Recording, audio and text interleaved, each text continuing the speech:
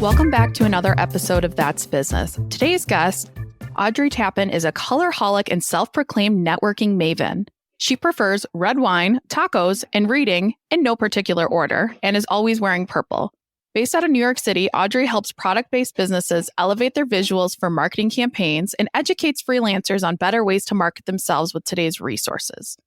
Audrey, thank you so much for being on the podcast. I'm so thrilled. And for those of you that can't see Audrey, she's got rockin' purple hair, rockin' purple background, like colors galore. So before we dive into this, what did you want to be when you grew up? Let's throw it back first. I think it was the same as just about everyone, and it was a veterinary doctor. Oh. So that was my childhood dream, walking around telling everyone I'm going to be a veterinary doctor. And they're like, okay, give it 10 years or even just 3 for that matter.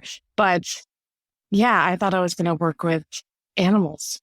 I grew up on a farm, so I thought it was appropriate. Oh, that makes sense. Oh my gosh. Yes. Grew up on a farm. How many animals are we talking? Like, what was that like? Well, it was an agricultural farm. So all of the animals were our personal pets versus kind of having a farm of, cows or things like that. But we had dogs, chickens, a goose, a couple donkeys, I think, at some point, goats, horses. Oh my gosh.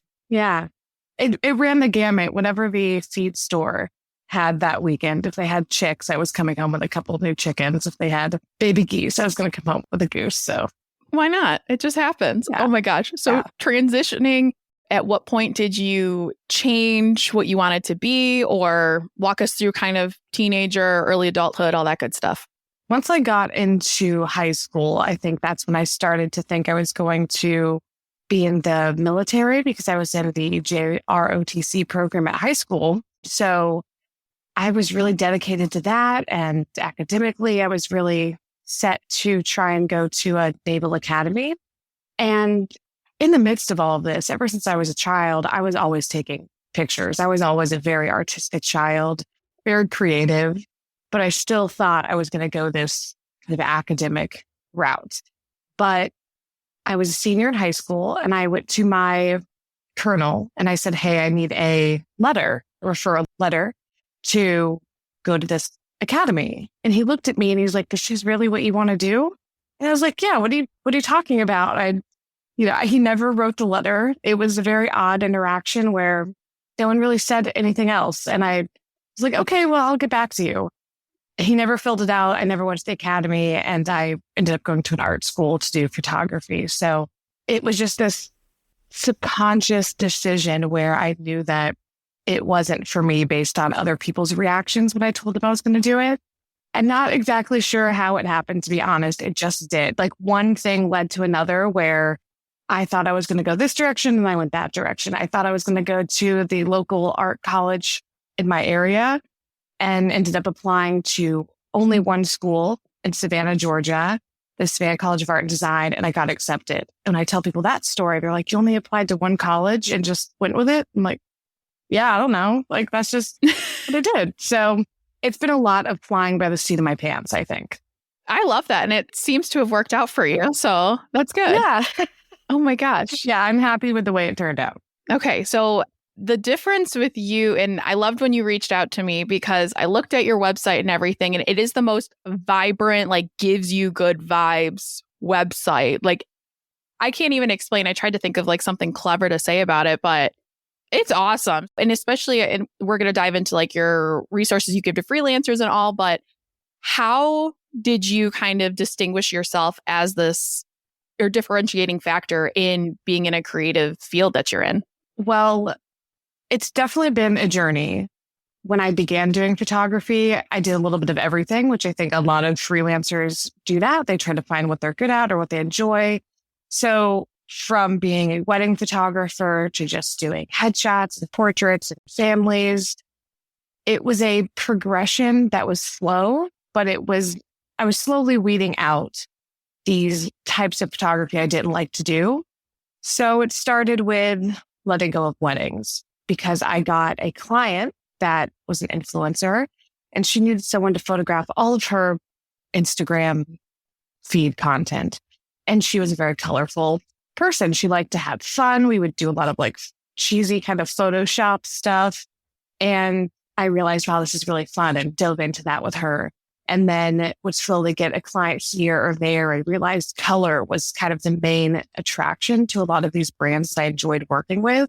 So over time, I weeded out things like the real estate photography I was doing, because that's pretty bland, and did more fashion and realized, oh, well, the colorful fashion is what I like. And then because of, lower budgets or not having space or clients that didn't have a lot of money, I realized, well, if I don't want to have to rent out studios, I could do products in my house.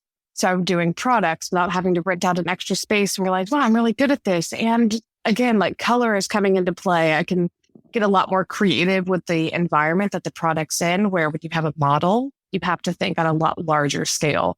So it was a slow progression from doing everything I could to make money to finding out what I enjoyed doing while making money and monetized that. I love that you bring that up, because that was my first thought, because I know weddings are where the money's at. You get a lot of good money there. So what was that decision, and how did you ultimately come to it? Because that'd be a hard decision to make when the money's right there, but ultimately your happiness. So how did you kind of come to terms with, screw it, I'm going to focus on color and more of what I like to do instead? Sure. Well, the money for weddings is definitely there when it's on a larger scale. And I feel like to be on that scale, you do have to be passionate about weddings and love and two people you don't know actually coming together and weddings. So right. For me, I wasn't even doing the larger events where I would be making a lot of money because I'm doing video and things like that. So it wasn't too hard of a decision to let it go, because I would say the income was comparable for me. So it was just an easy transition of, I'm going to go do this instead and not necessarily get too much of a pay cut. So I know some people really do make a lot of money doing weddings, but I think they enjoy doing it also. So you can tell in their work while they're passionate about this. Right. Now, transitioning into doing these, I don't want to say branding pictures, but especially looking at your Instagram and all or I should say product pictures. And like you said, doing it out of your house. How do you land these clients? Because they're very impressive ones you have in your portfolio, but how has that process been? Because someone like me is like, holy shit, that's amazing. What's the process been like to land those clients for you? You would be surprised at how far one email can go. Mm-hmm.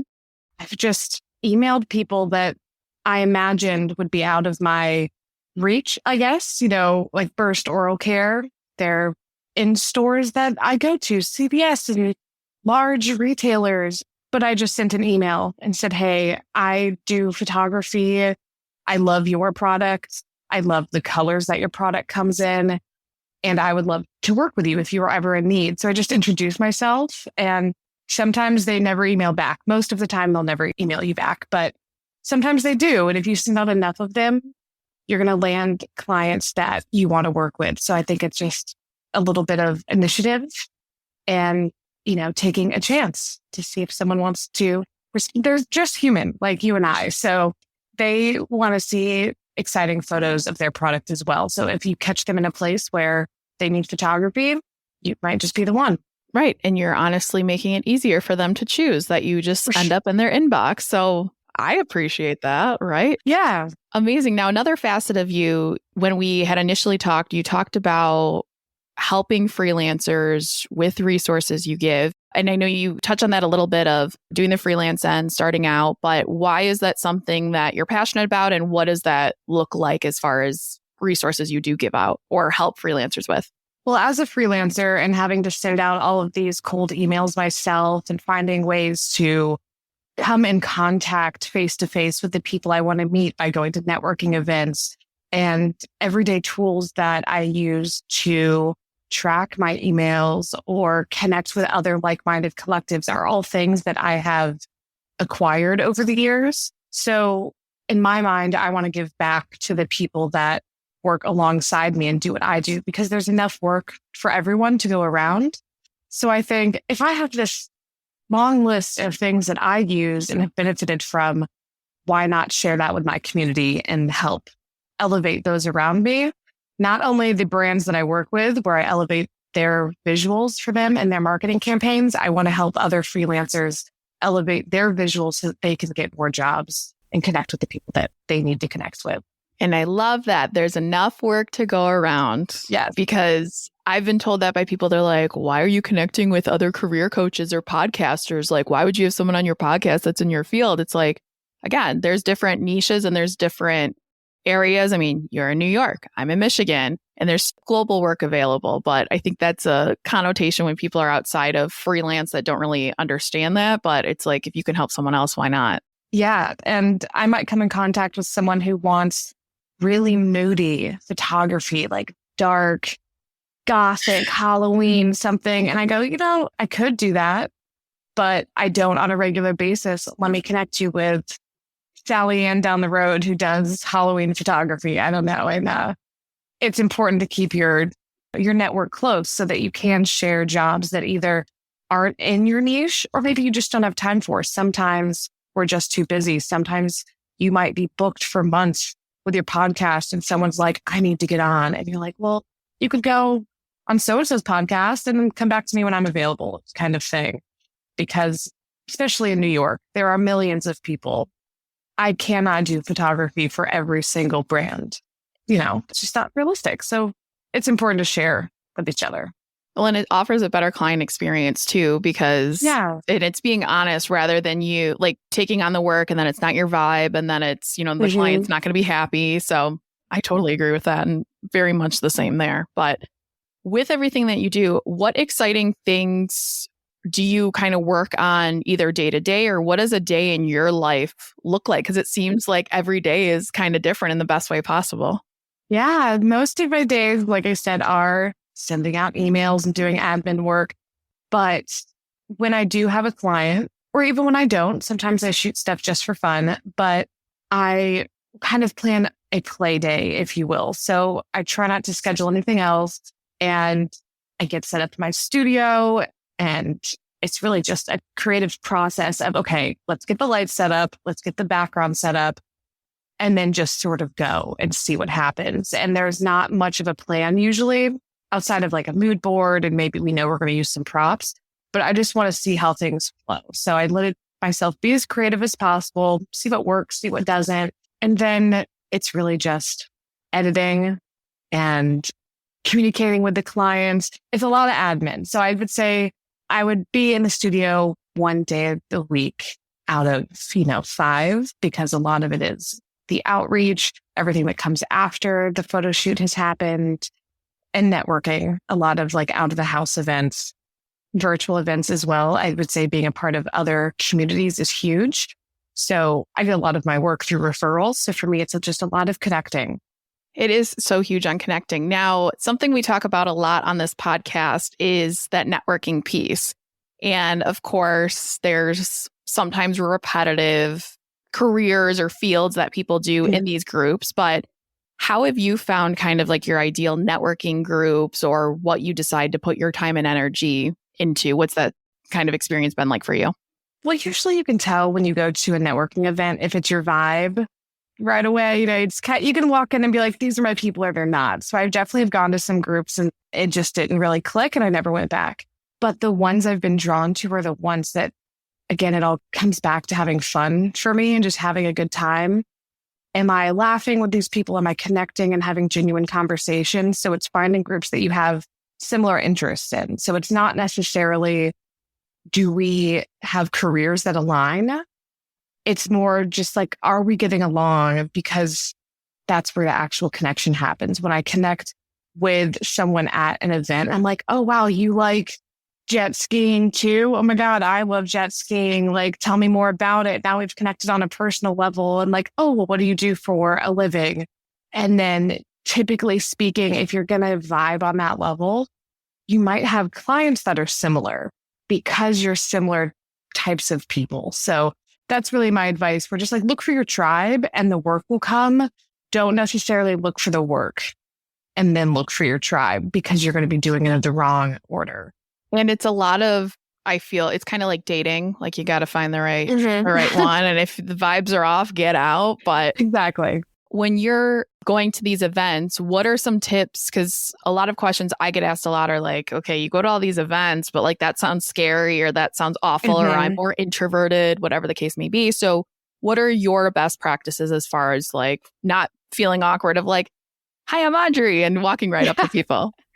Yeah, something I tell freelancers in a class that I give, which is networking tips for freelancers, is that a lot of us forget that we're all there in the room doing the same thing, right? So I show up and I'm like, oh my God, I'm nervous. I don't want to, like you said, I'm so scared to walk up to them and say, hi, I'm Audrey. But remember, they're all there with the same goal. They all probably felt that same thing when they walked in the door.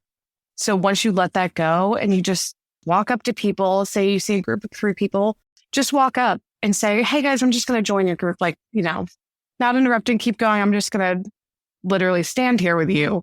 And they're usually like, oh yeah, whatever. And they just start introducing themselves because they know what it's like to have to walk up to a group and sort of awkwardly third wheel yourself in. So I would say that's really my biggest tip outside of also having a goal. So I usually go in and say, I want to walk out of here with 2 emails or something like that. Or I want to connect with someone on LinkedIn. Or maybe I want to find the person in the room that maybe is a creative director and is going to have brands that they work with that might need photography. So once you get past the, oh shit, I'm scared and nervous, and then just go, okay, let me just go meet somebody. That's probably the best place to start. And it is sometimes just awkward. Like you just have to like insert yourself into the conversation and it still feels weird. I mean, I've been networking for probably 6-7 years now and it's still is awkward sometimes. So just got to do it. Yeah. And I don't go to these events with anyone else. I usually go alone. So that's another added thing where if you have a friend and you're like, oh, well, let's both just go stand over here in the corner. I find that if I go with someone, I'm less inclined to speak with other people because I already have my person. Right. Where when you are alone, you're like, I have to just insert myself and that can be daunting. It can. It very much can. Now, for someone that's maybe listening to this and maybe has considered freelancing, but it's very daunting and scary, what advice would you have for them? Or what are some, I know you could probably give 100 tips for it, but what are some baselines to get started in the freelance world? Besides working with you, of course, and using your resources, but. Of course, yes. I would say find a community local to you. Start with maybe an in-person event and just feel out what's going on in your neighborhood, in your city. And, it all depends on the type of freelancing that you're doing. But I would just say first gauge your local area because face-to-face interactions will probably get you the most work. And after that, it's just finding even virtual communities. And once you start there and you can build a relationship with people that are going to bring you work, that's going to be, I think, your most constant source of income if you keep up with it. But other than that, very, formatted way of finding work, I would just say make work even when you're not being paid to do it. So be creative. If you're a graphic designer, you should be doing little creativity exercises on the side just to get new work flowing. Because the problem a lot of us run into when we decide, we want to start freelancing is we don't necessarily have a portfolio yet. Or for me, I do graphic design on the side. And I can't just wait around for someone to go, oh, Audrey, will you do graphic design for me if they don't know I do it? I need to have some work done. So I would say if you're going to freelance, make sure you have work to show, even if you haven't been paid for it. I know it's in our minds, we're like, oh, we want the money. I don't want to have to make all of this stuff and not get paid, but make up a fake brand, make a fake logo, put it on your website. You're allowed to do that. So be creative, make work, and find a community. Well, and even, depending if you have some friends or family that maybe needs help or anything, we still do this to this day is like if we're piloting a new service, I'll either do it for free or I'll do it extremely discounted with the you give back to us feedback. And that's the best thing. Yes. And something I just thought about too is the difference between like a corporate job and freelancing. And I think what a lot of people get hung up on is like, you need to change things and you need to change your process and keep up to date, especially in your field.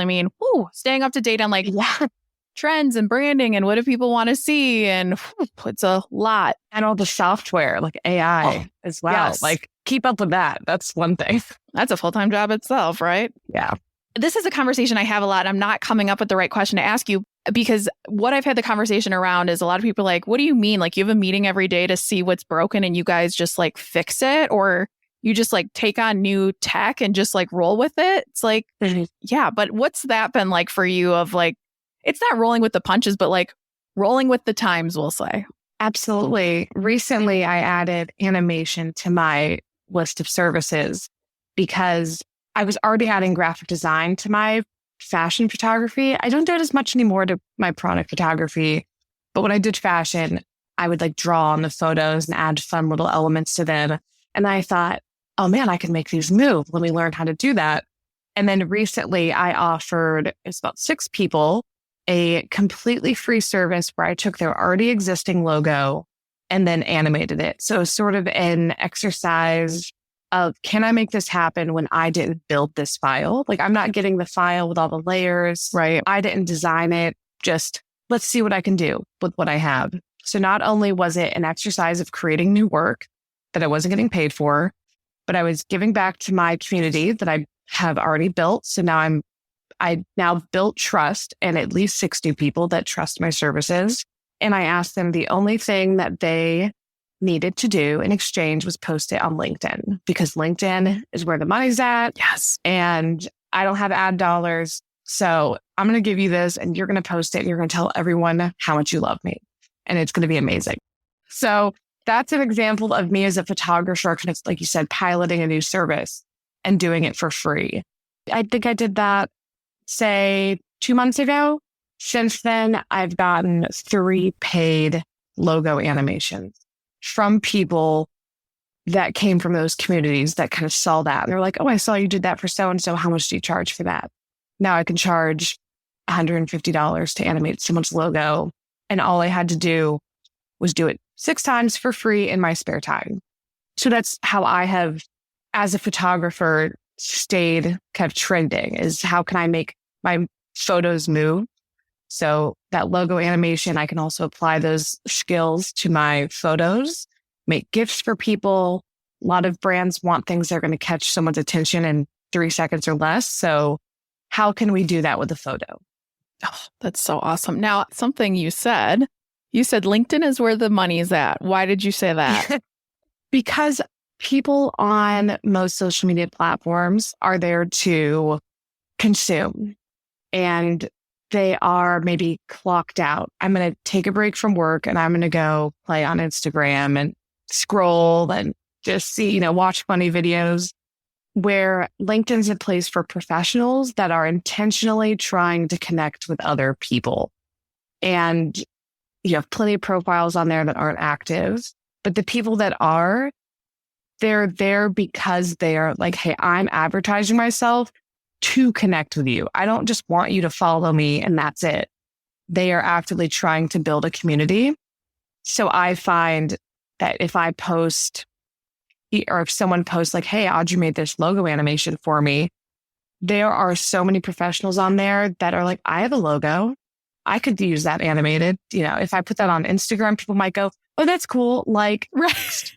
It is true. Yeah. So you get a slightly more valuable connections when it comes to like professional connection on LinkedIn. And it's a great way from those networking groups that you talked about to hold your connections. Oh my gosh. Exactly. And I've heard different things, but I personally don't connect with anyone on LinkedIn unless I have seen you face to face, whether it's virtually or in real life. So anyone can follow me, but personally, I like to keep my connections actual connections. Like I can say I know you, where other people, they're like, whatever, connect with whoever, the bigger the network, the bigger the net, the more fish you're going to catch.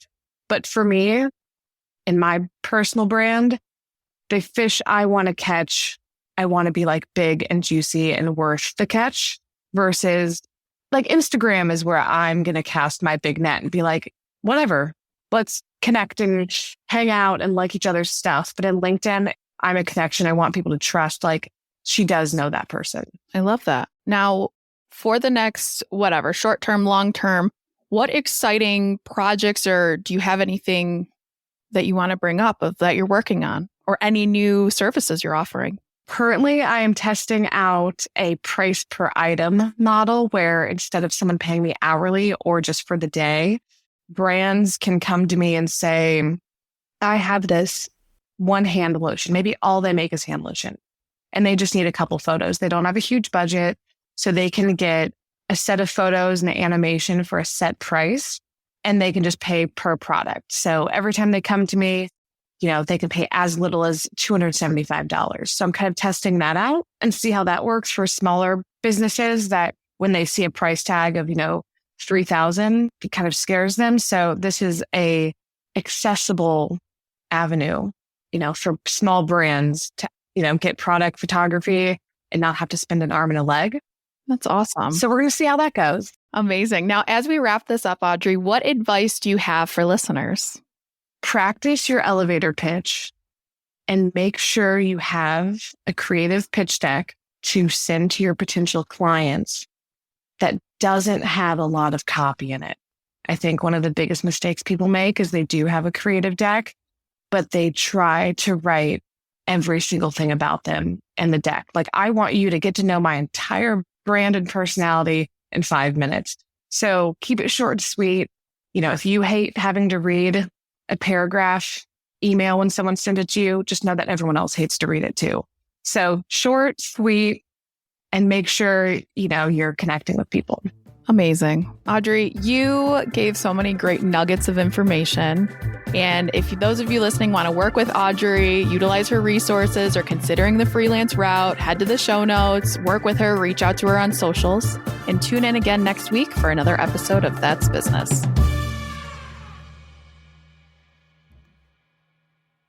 If you're looking for a career change and you're not sure where to start, the Resume Rescue can help. Sure, there's no such thing as the perfect fit for everyone, but here at the Resume Rescue, we're on a mission to find the perfect solution for you. Whether it's changing careers, updating a resume, learning LinkedIn, or practicing interviewing, we have you covered. Find us online at theresumerescue.com and find all of our contact info in our show notes.